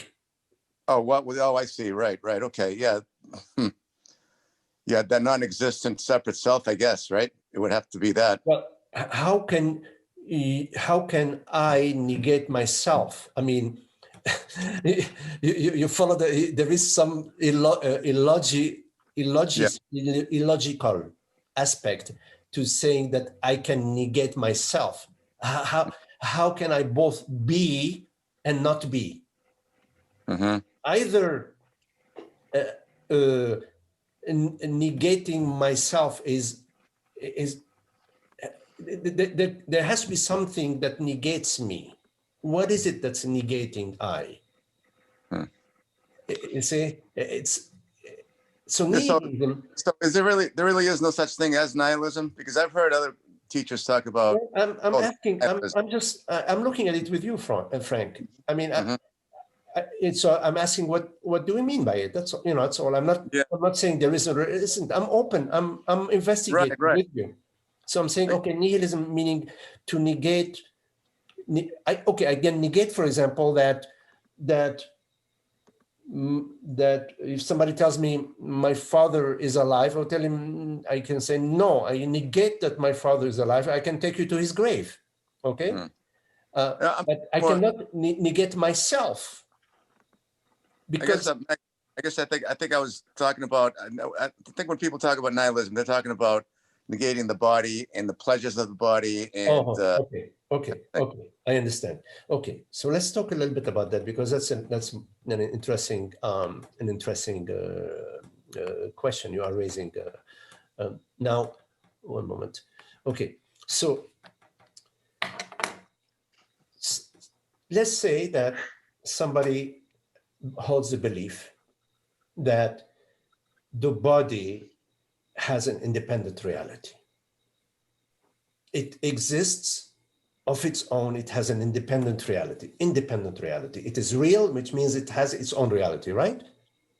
It makes sense. Up to now, I'm saying, okay, good, and I tell them, well, no, the body doesn't have an independent reality. I negate that. They tell me, well, you are being a nihilist. And they would be right, because I'm negating something which is real. So rather than saying, okay, I negate that there is an independent reality that's called the body, I tell them, okay, well, let's take a look. Let's take a look together. Okay, let's take a look together. Me and you, we both experience the body. We cannot deny that. Here I see my hand. I can sense my feet on the ground. I have an image of this body. So I cannot deny the experience of perception, because this is a perception. I cannot deny the sensation, and I cannot deny the image. I say, okay. Now, then I go to the next step. I say, all right, now, two directions. First, I also perceive the stable. I perceive the stable in the same way that I perceive my hand. Right? It's an image, a perception. So I am not going to deny the perception of this hand, and I'm not going to deny the perception of this table. Now, both perceptions occur in the same space. I'm just investigating. They occur in the same space. Then I say, okay, the table, and let's say I'm perceiving both the table and my hand. I put my hand on the table. Now I'm looking at both the table and my hand. And I say, okay, the table is not my body, and the hand is my body. There are two separate realities here. There is the table, which has its own reality, and the hand has its own reality. It's a separate reality to the body. And I ask the question, well, where did you come, how did you come to this statement? Because from my experience, both the table and my hand is appearing in this one, it's one freaking perception. Please tell me how, I'm not saying you're wrong, I'm just saying explain to me how you created two separate realities. If it's a belief, okay, we're not talking about belief, because here we're not talking, because I may believe in Santa Claus. Okay, please, let's leave belief on the side. Explain to me from your experience, explain to me how. That's one question I would have. And I don't have an intention to deny the body or to do any nihilism. I do not have this intention. I'm actually coming from an open, curious mind. Okay, the next question I would ask. Now, that's one question, which please write me the answer whenever you come to the answer, because I'm curious. Okay, I come to the next question. Now, in my experience, when I perceive the body, and I'm not interested in denying the body, when I'm perceiving the body, I'm perceiving a perception, okay? And I am also aware of this perception. There is the perception and there is the awareness of the perception. And I'm not inventing anything. I'm not saying, oh, there is a holy grail. I'm just saying, this is my experience. There is awareness and there is that which I'm aware of. Okay? Now, if you say yes, then I'm going to go to the next step. The next step is, what is the distance between that which I perceive, in this case, the hand, and the awareness that perceives?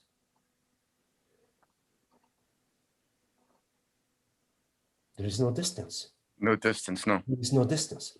So if there is no distance, then I have to come to the next conclusion, that the reality of awareness and the reality of the hand, of the body, is one reality. So there cannot be a separate reality to a body outside of the reality of consciousness. And as soon as I say that, they call me nihilist. I said, wait a minute. Why are you calling me a nihilist? I'm in a conversation with you. I have no problem with your beliefs. If you want to believe in a reality external to consciousness, call it the body, you're free to do so. You are free to do so. I am not trying to convince you of anything. I'm just looking. I'm looking using my faculties, my capacity to contemplate, to look, to question, to inquire, whatever words you want to use. And as up to now, I presented you with two considerations. So I don't know what nihilism is, honestly, Frank. I don't know how to answer this question about nihilism, because you cannot deny that which is undeniable. So I cannot deny the self, because the self is what would deny the self. You need awareness to deny awareness. But in terms of an external reality, the external reality to consciousness, I do not deny it, but in my understanding, it is false. So I'm not denying it. I'm just understanding that it's false. It's a false model that there is a reality to body outside of consciousness. Okay. You know, when you realize that Santa Claus is false, you don't need to come, you don't need to go, it just drops. When you realize that 2 + 2 = 5 is false, you're not negating, you're not doing nihilism to 2 + 2 = 5. You it sort of dissolves. Yeah, but Magdi, wait a minute. Let me ask a follow-up. Excuse me. Let me ask a follow-up question, Okay. please. Yes. So, Maggie, so this fear that people have of doing away with something, which is nihilism, I think is what nihilism means. There really is no need to have that kind of fear. Is that right? From your point of view? Can you formulate the question one more time? I think when people talk about nihilism, there's a sense that somebody's doing away with something that they actually shouldn't be doing away with. So there really is no need to have that fear, right? Yeah, you know, the fear about nihilism, Frank, and I know I'm not sure that, I hope I'm getting to your question, otherwise you can ask some more, but the main issue with nihilism is the fear about my ending. We are afraid about our own annihilation. You see, that maybe I'm moving in a different direction, but allow me, if you don't mind. Sure. So the main fear we have is about my ending. Now, when we say my ending, when I look at that question, I look at, okay, the ending of, there's only I refer to I. My ending means the ending of I consciousness. Of course, the body is come and go. I know that. But in terms of I is consciousness. And in my understanding, that consciousness is not something that is born and dies. Bodies are born and die. But consciousness, I have never experienced a birth or death of consciousness, of I. I've never experienced my birth, the birth of I, or my death, the ending of I. I've experienced the ending of perceptions in deep sleep, for example. In deep sleep, there are no perceptions. There is no body. I don't have legs, or I don't have, excuse me, I don't have a shoulder, I don't have any hands in deep sleep. I don't have, my car is not there in deep sleep. The memory of my mother is not there in deep sleep. So I've experienced the absence, or the annihilation, if you want to use that term, of thoughts, of images, of sensations, of perceptions. But I've never experienced the annihilation or the ending of I. So it sounds to me that when we speak about my ending, we are confusing the ending of the body with the ending of consciousness. There is no beginning or ending to consciousness. Consciousness is not phenomenal. It's not like a pear or a tree or a car, or a consciousness is noumenal, it's non-phenomenal. So when it comes to fear about nihilism,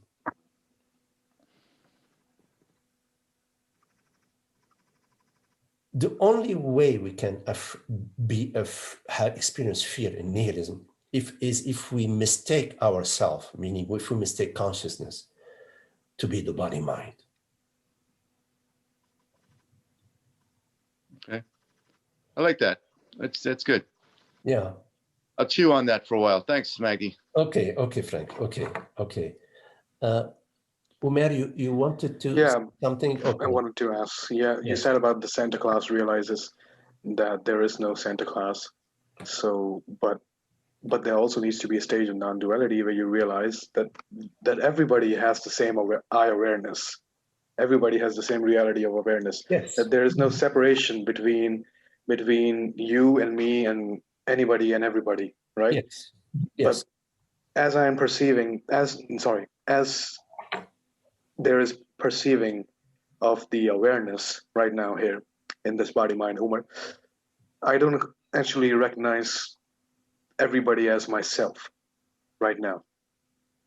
So why is that? You know, one moment, if you could.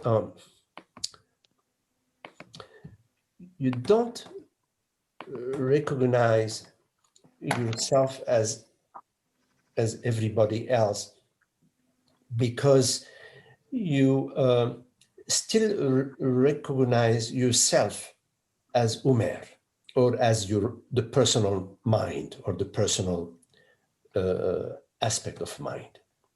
You are correct in that Umer's mind and Magdi's mind and John's mind and Margaret's mind and Frank's mind are different minds, and the bodies, you know, the Umer's body and other people's bodies are, yes, I agree on that level.